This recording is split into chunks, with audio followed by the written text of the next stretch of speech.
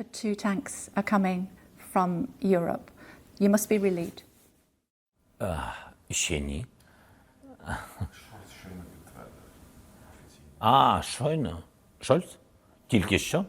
У мене з Шольцем буде розмова. Ось зараз прес-секретар сказав, що щойно канцлер Шольц підтвердив, що дасть леопарди. У мене зустріч одразу з ним розмова по телефону одразу після нашого інтерв'ю.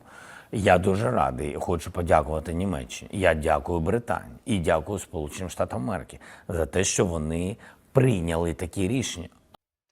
Since the winter of 2022 to 2023, the Western media news cycle has been filled with talk of a Ukrainian 2023 summer offensive. While the Ukrainian counteroffensives were taking place last fall, and over the course of the nearly 9-month-long battle for Bakhmut, behind the scenes the US and NATO allies were providing Ukraine with an unprecedented amount of military aid. From giving the Ukrainian government loans in order to prevent a state collapse, to providing Ukraine with armored and infantry equipment, and finally training of up to 9 new Ukrainian brigades in order to fight the battles that we have seen this summer. It was apparent over the winter that something big was definitely on the horizon. Now that we have reached September of 2023, it is time to break down the Ukrainian counteroffensive and what we have learned of the state of the war. It is important to talk about Ukrainian successes and their failures. Before we get started with the details, I would like to remind everyone to please consider hitting both the like and subscribe buttons, actions that are totally free for you to do, but are a big help for me to grow the channel. Also consider leaving a comment with suggestions for future topics you would like for me to discuss on this channel, and feel free to like the video ideas posted by the community so I know which topics interest you the most.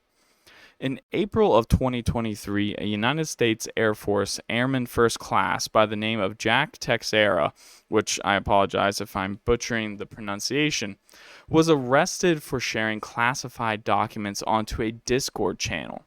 While it appears the motives of the airman were egotistical in nature, meaning he was simply trying to gain some clout from faceless video gamers on the internet, the consequences of his decisions were far more reaching. The documents Teixeira shared were a collection of Pentagon data that gave an American intelligence overview of the state of the war in Ukraine, as well as the status of the 9 new Ukrainian brigades that had been training through the winter and spring inside of NATO countries, as well as an extensive equipment list and their delivery status. At first glance, the specific information likely didn't immediately lead to any loss of life, as the brigades had not been deployed and the locations of the equipment were not listed, but it did provide to the international community as well as the Russians a detailed markup of the type of Ukrainian force that would be fighting on the Eurasian steppe during the summer months. Valuable information, no doubt, but by far the most consequential was a document not only detailing Ukrainian air defense coverage, but an accurate estimate of how much air defense ammunition the Ukrainians had left in their arsenal. These two documents, first the air defense coverage and second the missile count, almost certainly led to a direct loss of life inside of Ukraine and plagued Ukraine with accurate Russian missile strikes on ammunition and fuel depots deep inside of Ukraine. It was clear that before the offensive even began, Ukraine was losing valuable bullets, missiles, and artillery shells to these Russian missile strikes. No doubt vital supplies stockpiled and intended for use during the summer offensive. That certainly had some effect on the fighting, although immeasurable without data on what exactly was being stored at these sites. Data that is certainly more top secret than an Airman First Class has access to. What is unclear, and a claim I am by no means making, is if Jack Teixeira's leak was a keynote incident that prevented the Ukrainian army from reaching the Sea of Azov and the all-important logistical hub of Melitopol. The Ukrainian battle plan and strategy was not included in the leaked documents, so Russians still had to guess at when and where along a roughly 1,000-kilometer front line the Ukrainians were going to strike. Certainly, though, there is a good argument that knowing an attack is coming, the force's numbers, along with the air defense coverage, likely played a key role in the Russian plan to fend off the Ukrainians. It is also important to note that Ukraine has been provided with a number of Western air defense systems to mitigate the gaps in their coverage, along with ammunition to fire at the incoming Russian barrages. The situation for Ukraine would be far worse now if those systems had not arrived, but it is abundantly clear that Russia has fired far fewer missiles into Ukraine with a far higher degree of hits on its targets. The evidence for this, outside of the pretty accurate missile count, which is far fewer than the weekly strikes during the winter, is a number of high-profile detonations throughout western Ukraine far from the front lines. The size of these explosions suggests the presence of large caches of explosives, and satellite data reveals the proximity of these blasts to be within the grounds of known Ukrainian military storage facilities. Finally, it is important to consider that the Ukrainian offensive was not a secret, even despite the fact that mainstream news organizations were reporting from the end of 2022 that the likely direction of the Ukrainian offensive would be in the direction of Melitopol. Any military and strategically savvy military official could see the vulnerability of the recently occupied lands. The riverlands are essential, Your Grace. It has long been clear the importance of Crimea to the Russian state. The peninsula lies in a commanding position over the Black Sea, which also happens to be the location of all of Russia and the former Soviet Union's warm water ports. The significance of this and that of the other Russian ports such as St. Petersburg and Murmansk and Vladivostok are ice-locked throughout a portion of the year during the winter months, meaning the Black Sea port of Sevastopol during Soviet times and now the Black Sea port of Novorossiysk during modern Russian times are the only two locations where the Russian nation could export goods and raw materials year-round. This presents a huge vulnerability in the Russian economy. If Novorossiysk were ever to be blockaded, then the Russian economy would be quickly choked and a state collapse would be inevitable. This weakness was first addressed by Russia in 2014 during the uprisings that sowed chaos in Ukraine and deposed former Ukrainian President Viktor Yanukovych. Yanukovych was willing to honor agreements with the Russians on a lease of the naval base in Crimea, which allowed the Russian fleet de facto control over the Black Sea. If the lease were to be canceled and the new Ukrainian government, which was hostile to Russia, was able to place long-range anti-ship missiles on the peninsula, then the Russian Black Sea fleet would be quickly destroyed in the event of a major war. Right and wrong be damned, Russia decided to act and to secure control of the Black Sea by invading Crimea while the new Ukrainian government and army was weak. This in turn is also the likely reason Russia launched a new war in February of 2022. While some efforts had been made to secure Crimea, firstly by building a bridge across the Kerch Strait to link the peninsula to the mainland, this still presented problems. The bridge was a narrow choke point and could and has been targeted by long-range missiles and sea drones. The possibility of cutting off the peninsula in the event of war meant that the Russians could not defend Crimea against a land invasion simply by supplying the peninsula from the sea. I have and will continue to argue that the main and most successful Russian offensive at the beginning of the war was to push from Crimea to capture the southern Kherson and Zaporozhye regions and linking them with Russian forces in the separatist Donbass.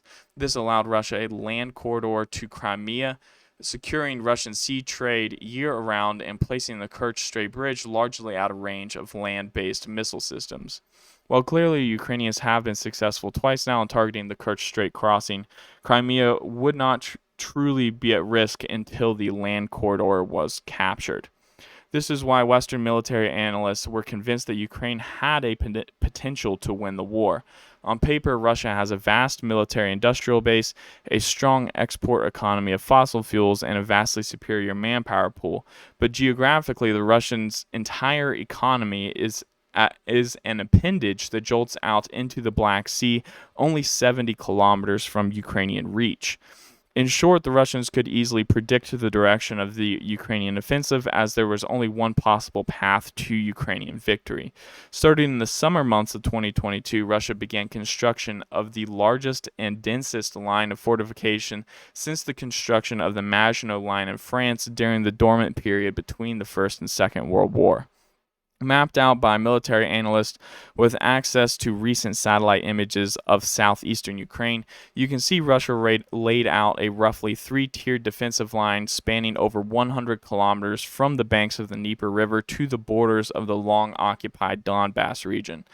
These defenses were equipped with trenches, bunkers, underground shelters, and Dragon's Teeth anti-tank traps. In addition, in between the lines, secondary trench lines and outposts were scattered to defend key geographic locations, along with dense minefields to protect the approaches to these positions.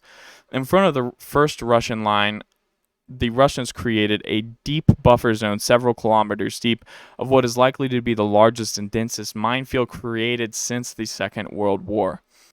Any Ukrainian offensive moving through these fields would not be able to move at a speed that grants armored formations a significant advantage. In addition to the Zaporozhye line, the Russians also fortified the banks of the Dnieper River, the beaches of the Crimean Peninsula, and the entirety of the battle frontier all the way up to its Russian border in the Kharkiv region. More minor fortifications would be constructed along the entire Russo-Ukrainian border. With that being said, let's dive into the early stage of the Ukrainian offensive, which saw Ukrainian armored formations doing probing actions and shaping operations in early June in various sectors along the front line in the Zaporozhye region of southeastern Ukraine and in northern Donetsk region near the critical city of Bakhmut, which had just recently fallen to Russian forces in the late spring. It is impossible to tell the exact outcome of the early engagements in terms of equipment and personnel losses. Most of the reporting I do is based on movement of the front line, as casualty data from both the Russian and Ukrainian sides is both highly inaccurate and clearly propagated, but we will dive into the potential casualties later. Major defeats in the form of mass casualty events are easier to place a finger on. Seldomly, drone footage will come in the form of a large vehicle graveyard, where it is safer to make assumptions on losses, although still nothing can be said for certain. In terms of the Russian army, one such event occurred in the summer of 2022 near the Lugansk Oblast town of Bilogorovka, where a failed Russian river crossing led to the destruction of 50 to 60 armored vehicles. A defeat on this scale is fairly undeniable, whereas smaller scale engagements are much harder to place. One such mass casualty event happened in the early stages of the Ukrainian counteroffensive near the small farming settlement of Novodarovka, directly to the west of Ukrainian-held logistical hub of Velika Novosilka. As seen in the video, a mass attack of armored Ukrainian vehicles, including tanks, BMPs, and Humvees, was caught in a minefield and hammered by Russian artillery. It is safe to assume that such an attack was likely accompanied by a large formation of infantry, although they cannot be seen from the drone footage. A failed attack such as this resulted in scores of Ukrainian casualties, possibly in the low hundreds, although it is impossible to know for sure. Ukraine would fail to take the village that day, although several days later the Ukrainian forces would manage to wedge the Russians out of this settlement. Further to the east, directly south of Velika Novosilka, Ukraine would fare better and manage to capture a string of villages down the Makry Yali River. These engagements, while marked with a failure and early losses to start, would set the stage for the offensive. Media hopes were high. Ukraine had managed to liberate 3 villages in total in the area in just a few days. Hopes were high that with this continued rate of success, Ukraine would achieve their objective of reaching the Azov Sea and reach the borders of Crimea by the fall. Soon after, Ukraine had started 2 new axes of attack further to the west. One would drive directly south down the Tokmak road towards the town of Robotny, and another would head down the Vasilivka road and fall directly on the settlements of Lobkove and Pyatkatki. Initially, the Vasilivka direction seemed promising. Ukraine managed to liberate the village of Lobkove on the first day, but then hit a brick wall. The fight for the next settlement of Pyatkatki was a brutal slog for the better part of 2 weeks. The town exchanged hands dozens of times, and the town was turned into an utter ruin and a graveyard. Drone footage coming in from both sides in the area would show dozens upon dozens of both Ukrainian and Russian equipment burnt out across the battlefield, as well as deadly accurate artillery strikes pouring down on soldiers of both sides. Part of the problem with Pyatkaki is the village is located on the low ground, a depression in the terrain, with both sides sending in troops from the high ground that they occupied both north and south of the town. This made it difficult for either side to hold the town and easy to force the other out when they moved in.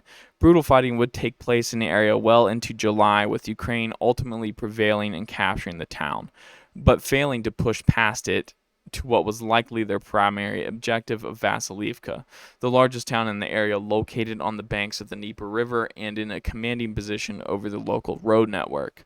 The Ukrainian axis of attack towards Tokmak would fare far worse. Starting around the same time as the assault on Pyatkaki, large Ukrainian tank formations, which included M2 Bradley fighting vehicles, which is the American workhorse in terms of IFVs, a vehicle that saw a lot of combat through the Middle East, including in Iraq and Afghanistan, places where it seemed to perform pretty well, and the infamous German-made Leopard 2 tanks, a platform that also saw action in the Middle East, although with less exposure than the Bradley. Notoriously used by the Turkish army in northern Syria to fight Syrian militia groups, including ISIS, where it did not fare as well as the Bradley. Nevertheless, these are two of the most capable Western-made mass-produced armored platforms, and expectations for their performance were high. After several days of hard fighting in the fields and steplands south of Kharkiv, it quickly became apparent that these were not the wonder weapons that the media had led the public to believe.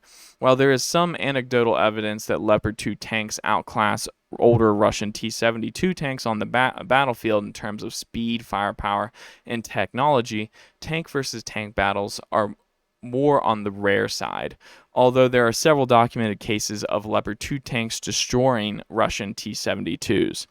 Leopard tanks, like all other tanks in the world, are still vulnerable to mines, anti-tank weapons, and helicopters, the first two being hard lessons the Russians already learned in the opening phases of the war. Drone footage and images of the battlefield start to show large tank graveyards of Bradleys and Leopards piled on top of each other, with many special mine-clearing vehicles all destroyed or abandoned. Case in point, this mainstream news article published by Forbes documents a Ukrainian assault just 4 days into the offensive near the town of Mala Tokmachka. During the assault, it is clear the large Ukrainian armored formation got bogged down in a minefield and lost many vehicles and troops in the ensuing chaos. By the article's count, Ukraine lost a grand total of 25 pieces of Western heavy equipment, including 17 M2 Bradleys, 4 Leopard 2A6 tanks, which are the most modern variant, 3 Leopard 2R mine-clearing tanks, and 1 Wissant mine-clearing vehicle. The survivors of the assault were allegedly picked up by a rescue force comprised of M2 Bradleys. The losses of Max Pro armored trucks, which also participated in the assault, are not documented. The article then goes on to mention that in this single failed assault, Ukraine lost nearly 1/5 of the 100 donated M2 Bradleys, 1/5 of the 21 donated Leopard 2A6s, and half of the 4 donated Leopard 2R mine-clearing tanks. The U.S. quickly sent replacements for the lost Bradleys, while the EU has struggled to replace the lost Leopards and has stated there are simply no more Leopard 2Rs available. While we do not have combat footage that shows exactly what came to the demise of these formations, we can insinuate what likely happened. That is, the vehicles are forced to move in a straight line across minefields behind a lead vehicle with a mine-clearing device. Either that mine-clearing vehicle is either directly targeted by Russian anti-tank teams or the next vehicle behind it is.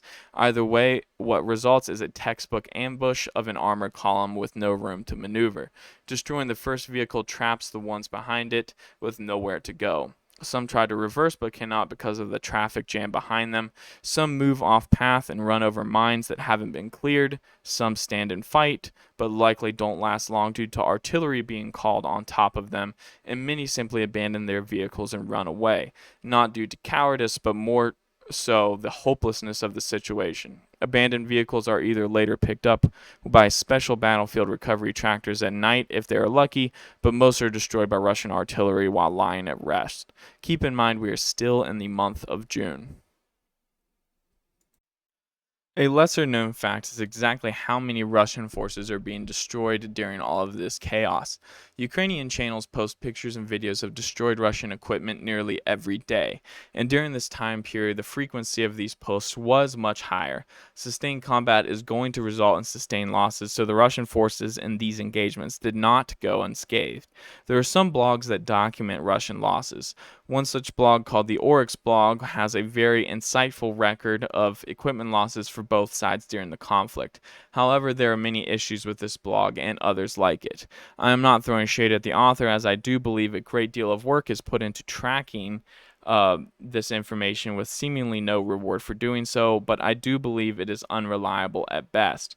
On my Twitter/X channel several months ago, I posted a long thread on why I believe this to be the case, so you can visit my page for a more in-depth argument. But to sum it up, Soviet equipment is used by both sides, and outside of tanks that are clearly marked with Z's or Ukrainian camouflage, which is unique, most are indistinguishable from one another.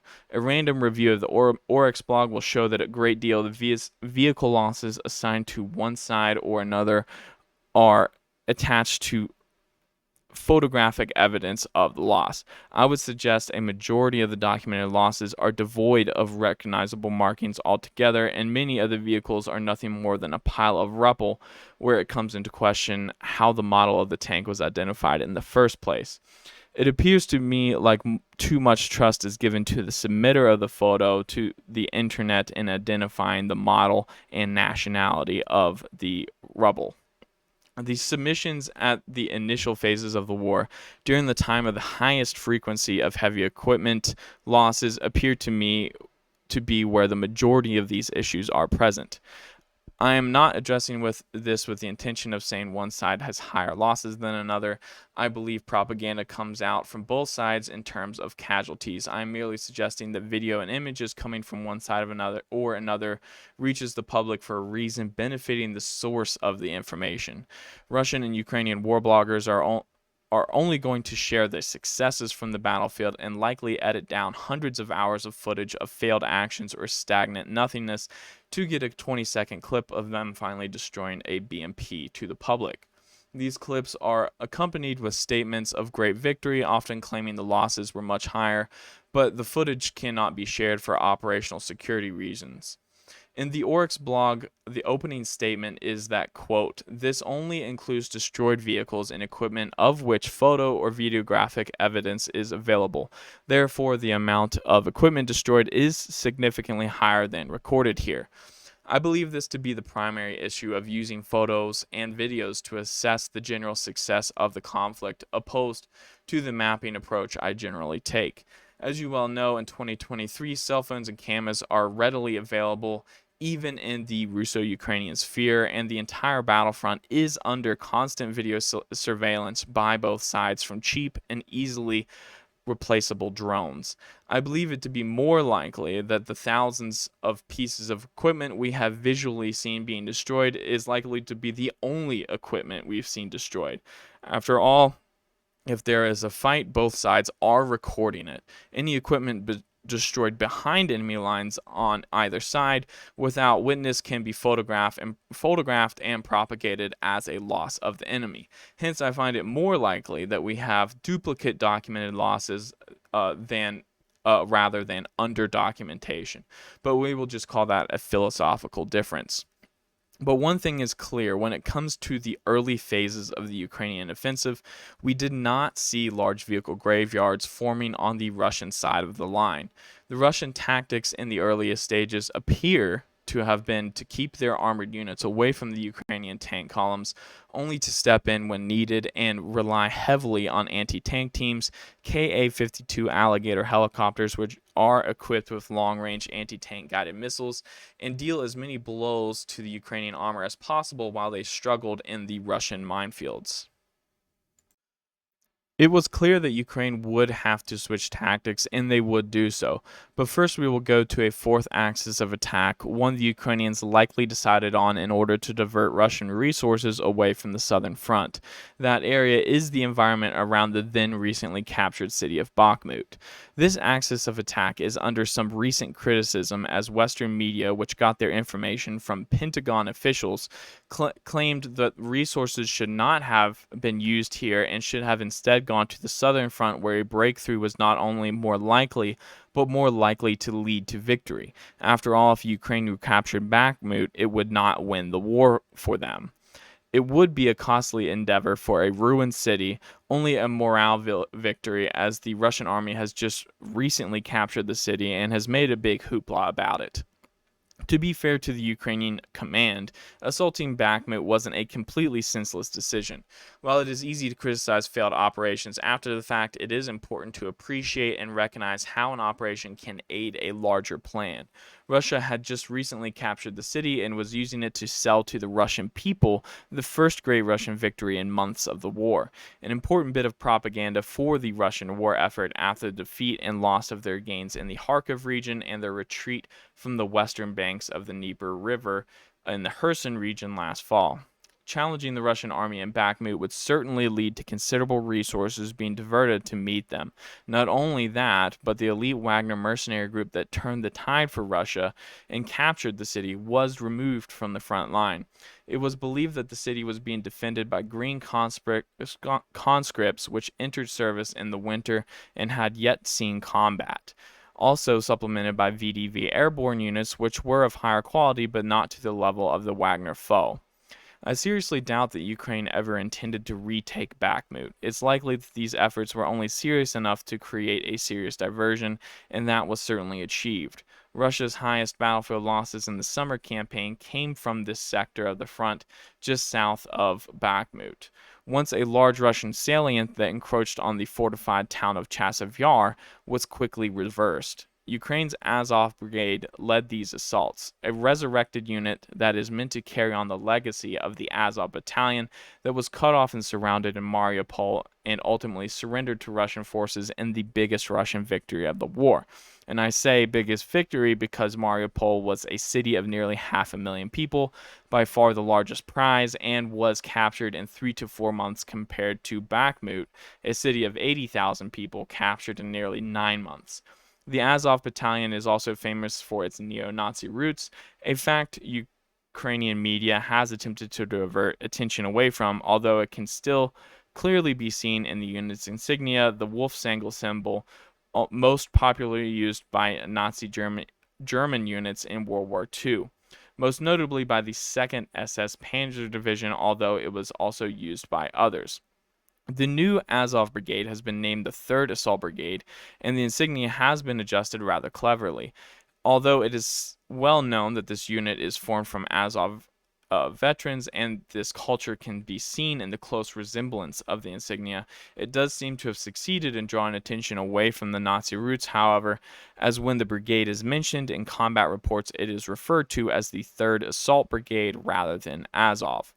The 3rd Assault Brigade initially performed very well south of Bakhmut. They managed to smash into Russian lines and produce some footage that clearly showed competent combat maneuvers, high levels of Russian losses, and a number of Russian prisoners taken, and the creation of a media and information environment that drew Russian attention to the southern flank of Bakhmut. While the shaping operations around Bakhmut took the better part of 2 months, by the end of July, Ukraine managed to place themselves on the doorstep of the small town of Klashivka, a town vital for controlling the southern flank of the city.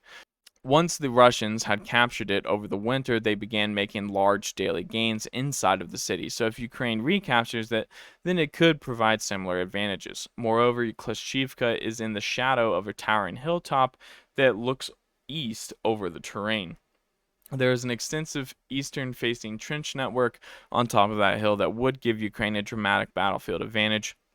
Massive battles ensued for the hilltop and the town. Similar to the ferocity of the battles of Pyatkhatki, Russian and Ukrainian forces exchanged the hilltop multiple times over the course of several weeks, this time with the final outcome of Ukraine commanding the hill. The channels of war bloggers flooded the network with what they claimed was information of the imminent fall of Klashivka.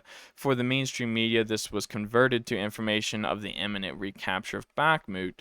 While that is certainly overstated, the value of Klashivka is not. A huge battle took place with Ukraine capturing southern portions of the town and nearly capturing the neighboring settlement of Andriivka, situated on the plain to the south.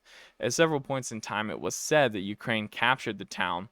Fog of war was thick. It is impossible to tell if this was true for the time, only to be reversed, but after the fog of battle disappeared, Russia remained in the town. This front would then remain static up until the past week or so, where it appears Ukraine has finally been able to exert full control over both Klashivka and Andriivka. The summer months of June and July saw the heaviest fighting. Several dramatic battles took place that could have left Ukraine in a good position to exploit the Russians. Unfortunately, while Ukraine did make gains in all directions, they were always barely out of reach of a major victory. This, combined with several disastrous assaults, left the Ukrainian army in a battered and depleted state going into the month of August. But all credit to the Ukrainian army, they still did not let up, and to this day are conducting assault operations. Back to Zaporozhye, in the month of July, Ukraine adjusted their tactics, allegedly now using more infantry to secure forward positions before armor is moved up.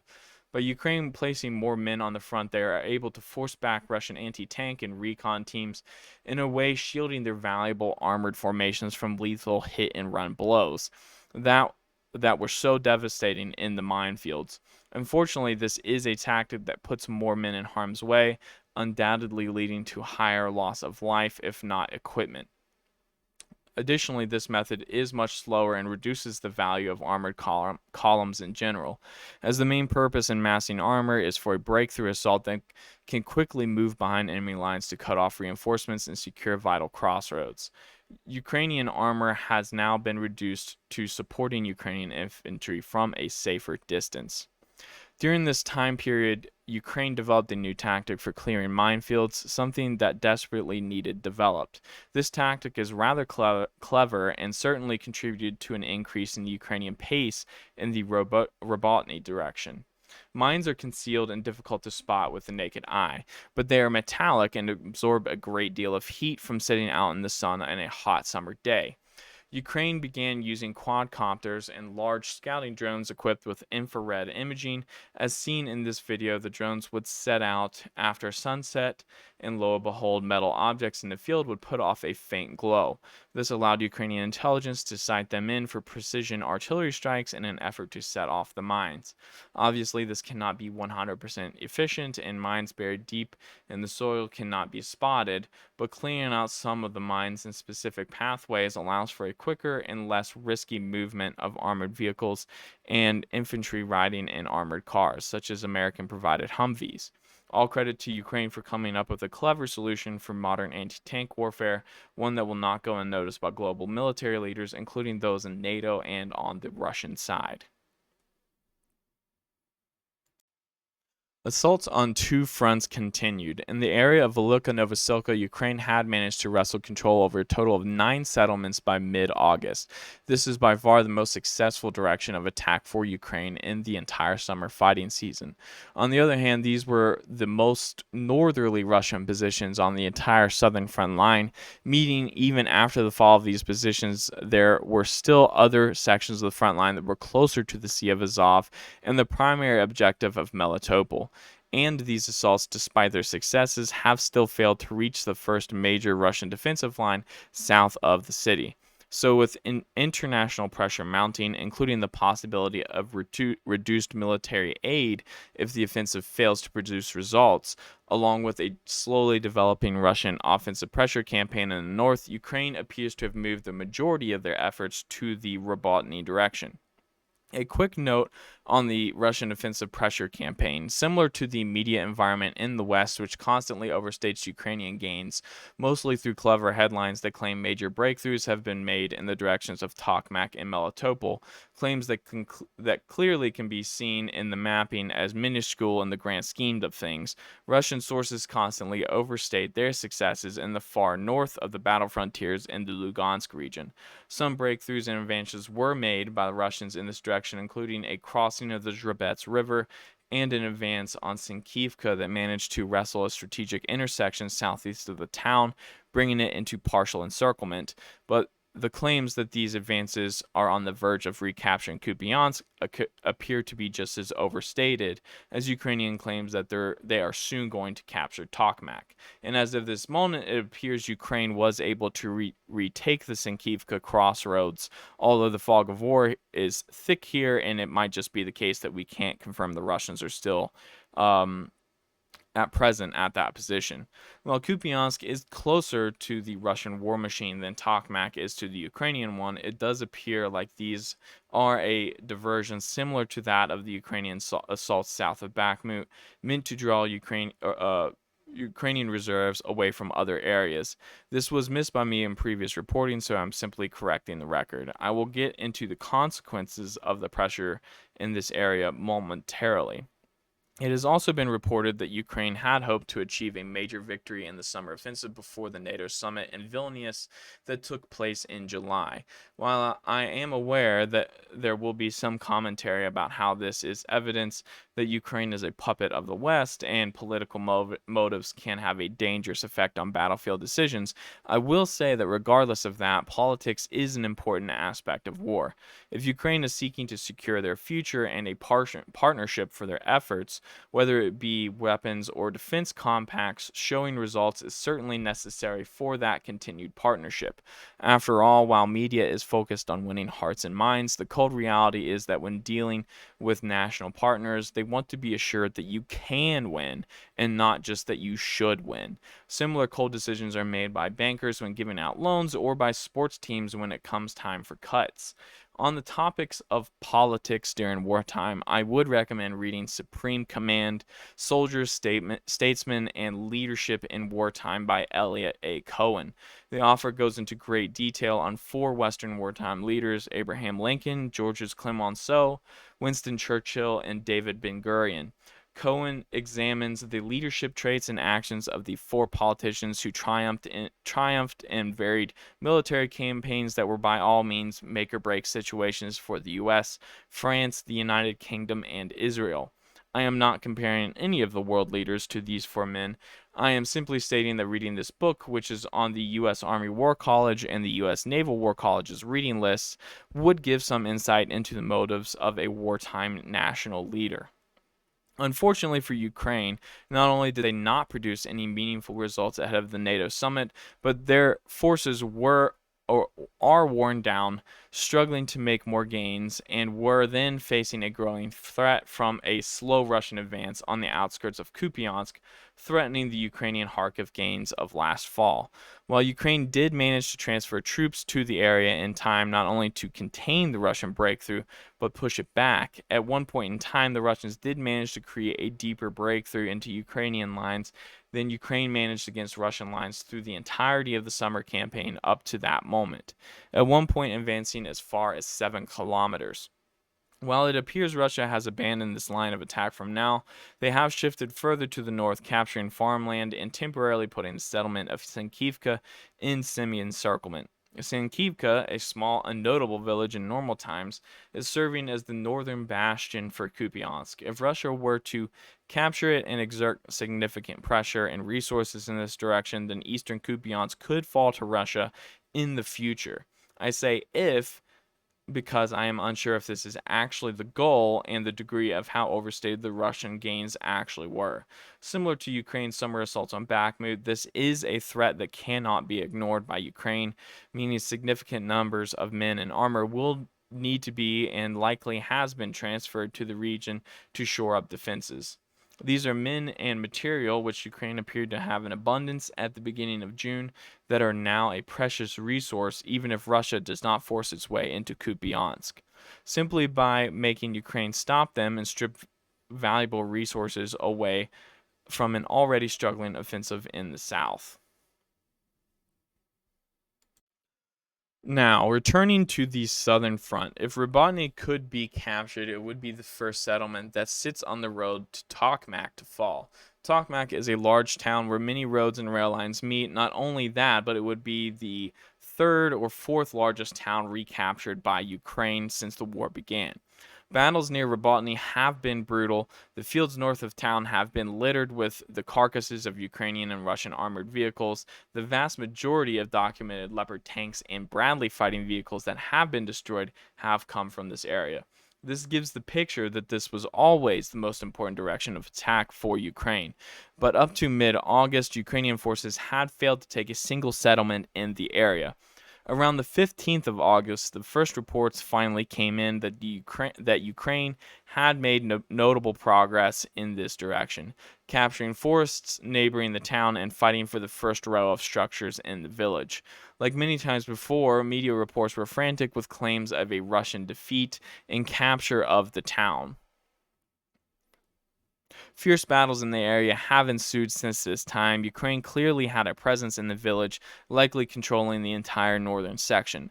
It appears like Pyatkhatki and like the Klashivka hilltop, Ukraine would eventually prevail and capture the village, and as of early September, it appeared that that was the case. Moreover, Ukrainian force concentration led to a breach of a small section of the first Russian defensive line, with Ukrainian forces allegedly crossing over the line of Dragon's Teeth tank traps in the area of Verbove, just to the east of Robotny. While this is significant, it is important to point out that according to previously documented satellite information of the Russian lines, there was already a secondary branch of this defensive line. To limit the confusion in that, there is in essence a second tier of defenses to the first line, giving the Russians some depth and preventing them from needing to fall all the way back to the previously established secondary defensive line several kilometers to the south. Ukraine is currently assaulting this remaining part of the first Russian defensive line, with some indication that capturing it is possible, if not already a reality as of the posting of this video. With that summary of events laid out, it is important to view the mapping. Look at the insight being provided by the mainstream media and consider the goals of the Ukrainian offensive. If you follow Western media, whether it be cable news or the army of Western online publishers, up until very recently, the story has been that Ukraine has been making slow but steady progress, and Ukraine is on the verge of a breakthrough in the Zaporizhia region. While headlines such as, quote, Ukraine makes notable progress and breakthrough towards Tokmak are technically accurate, as Ukraine has overcome some strong defenses in this direction recently, it is my understanding that this is meant to portray that victory is within grasp. At the beginning of the operation in June, Ukrainian lines were roughly 16 kilometers from the city of Tokmak. After 4 months of fighting, the most generous mapping places Ukrainian advanced units now 12 kilometers from the city. If the current slow and steady progress is continued, then Ukraine will reach the settlement in around 7 to 8 months in good weather conditions, which will not be the case.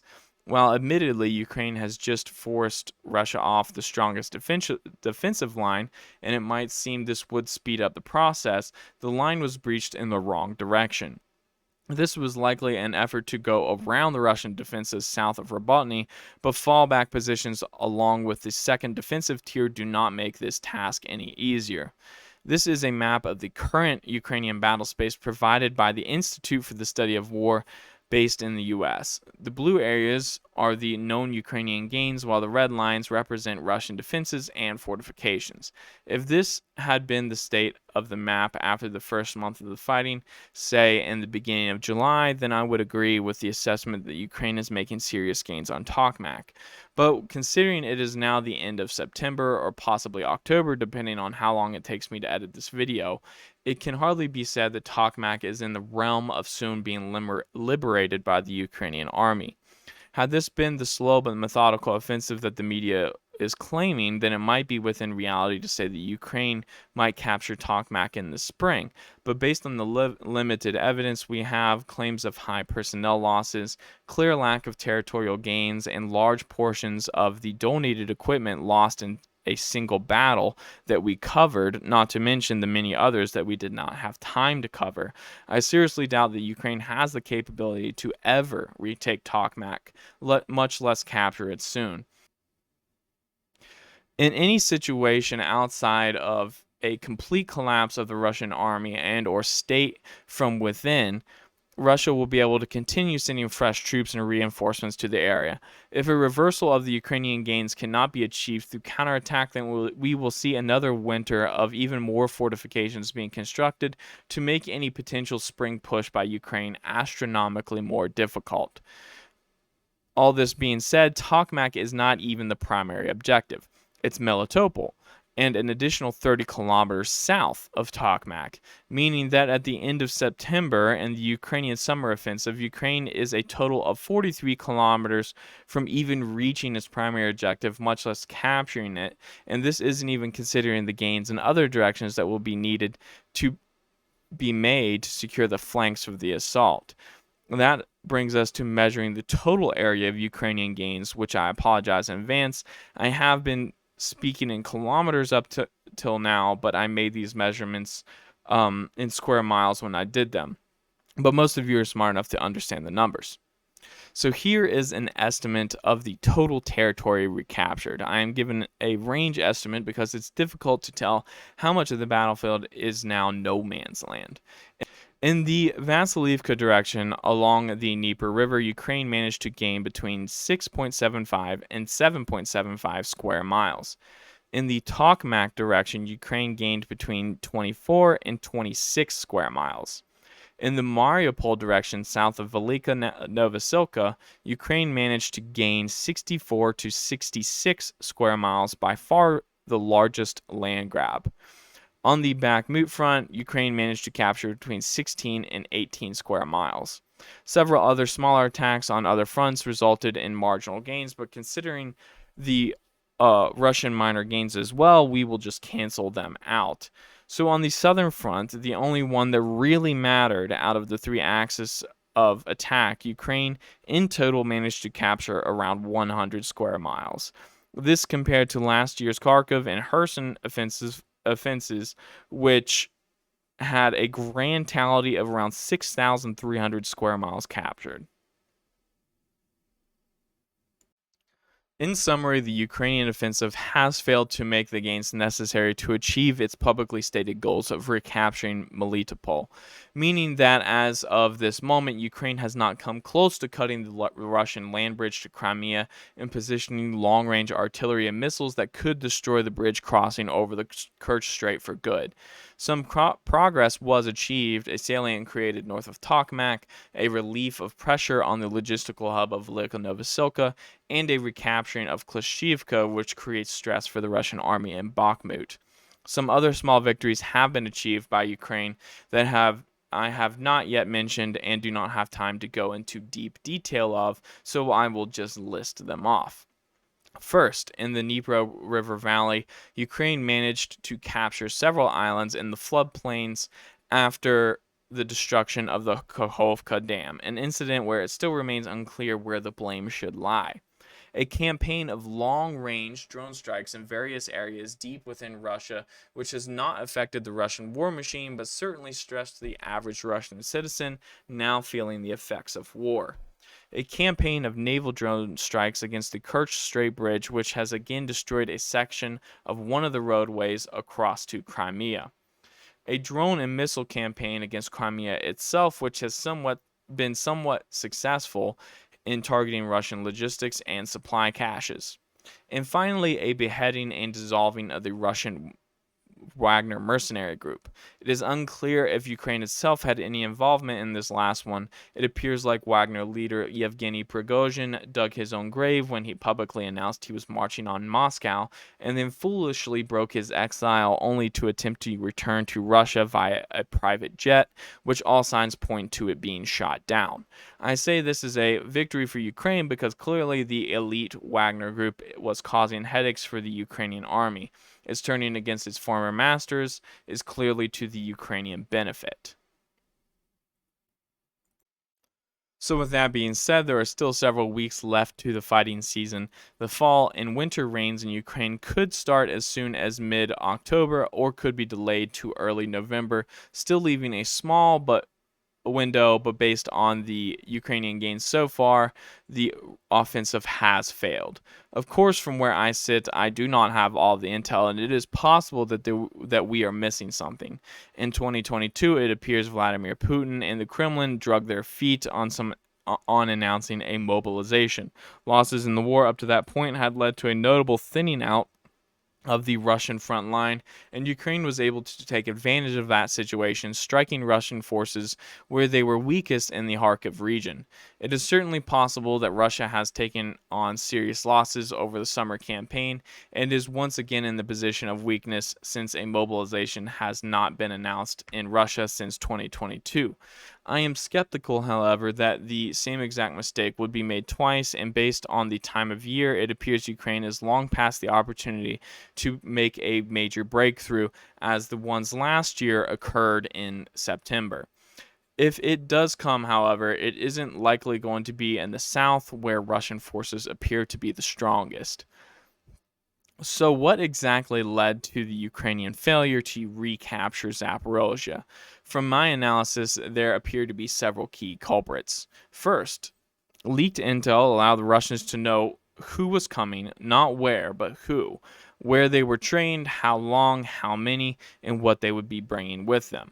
Second, leaked intel gave the Russians an accurate picture of Ukrainian air defenses. Knowing coverage gaps and missile stocks allowed Russian missile forces to soften Ukrainian logistics and supplies more frequently at a lower cost of ordnance. Third, poor tactics and planning led valuable Ukrainian armored columns straight into minefields to be ambushed and destroyed. Minefields that were well surveyed and known to Ukrainian command staff. High losses in the early stages means less resources available in the late stages. Fourth, unwise allocation of resources. While there is some thought behind a diversion at Bakhmut, Ukraine would have needed vastly more resources to pull this off.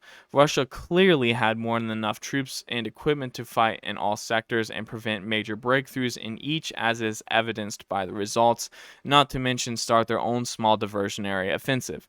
The type of strategy Ukraine used put them in a battle of attrition, hoping Russia would run out of men on a particular front before they did, something that was never really likely, especially facing a nation 3 times the size of Ukraine and full access to a large military-industrial base, granted a shadow of its former self, but still overwhelming compared to Ukraine's virtually non-existent industrial capacity. Although Russia has not announced another formal mobilization, it is likely that Russian reserves are somewhat replenished by a stream of fresh recruits, either patriotic volunteers, promises of signing bonuses, or coercive methods. Fifth and finally, a lack of air power. While I didn't really cover this before, helicopters played a huge role for the success of the Russian defense. Helicopters would have been far less present on the battlefield if they had to contest with multi-role fighter bombers and an adequate and capable air defense network. I am being careful not to put the blame on any one particular thing or to say that had all these factors been nullified, then Ukraine would have succeeded. In terms of leaked intel, it is impossible to know what the Russians already knew or didn't know, since the intel was leaked by a low-level airman. It is likely that it had a low level of secrecy, and much of the air defense coverage was likely already mapped out by Russia, who had been contesting with it daily for the last 2 years. In terms of strategy, I can only analyze what I see. I am not on the battlefield and cannot speak to what exactly happened and the decisions of commanders who are in the line of fire and likely do not deserve blame, as they were doing their best with what they had. And finally, in terms of resources, there isn't evidence that the offensive would have succeeded had Ukraine not attacked the Bakhmut flanks and instead diverted all of their combat power to the south. It appears like this is the primary point of blame coming from the Pentagon, and while they have a point, it is to be noted that if Ukraine would have massed all their troops in the same direction, then Russia would have done the same. If anything, it seems like the plan to have an offensive was unwise in the first place.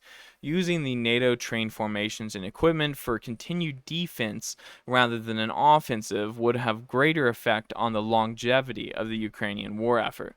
Following the logic of the US government, which appears to believe a long drawn out war could result in the collapse of Russia, actually trying to drag the war out would have been the better move by that very logic.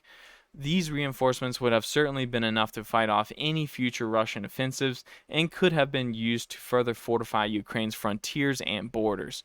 A wise commander never abandons a defensive advantage, while bold moves are often the only moves that lead to victory. If they fail, they could lead to a quicker defeat. In the future, I will make a video on my predictions of the outcomes of this war, but for now, that is all from me. Until next time.